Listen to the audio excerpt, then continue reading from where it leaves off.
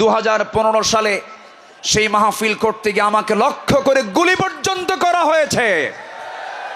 সম্মানিত ভাইয়েরা, এরকম করে তারা চেয়েছিল এই আওয়াজকে বন্ধ করতে, কিন্তু না, কোরআনের আওয়াজ যারা বন্ধ করতে চেয়েছে তাদের আওয়াজই বন্ধ হয়ে গেছে। তারা কি আছে? আলেমরা পালায়, আসতে কোন আলেমরা পালায়। পালায় কারা?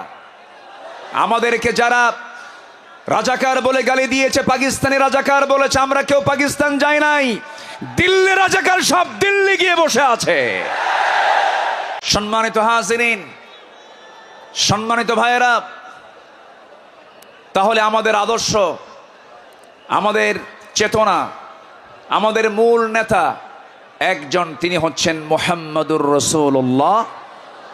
মুহাম্মদুর রাসূলুল্লাহ। রসুলকে আমরা মানবো এক জায়গায় না সব জায়গায়? আসতে বলবেন না, এক জায়গায় না সব জায়গায়? সব জায়গায়।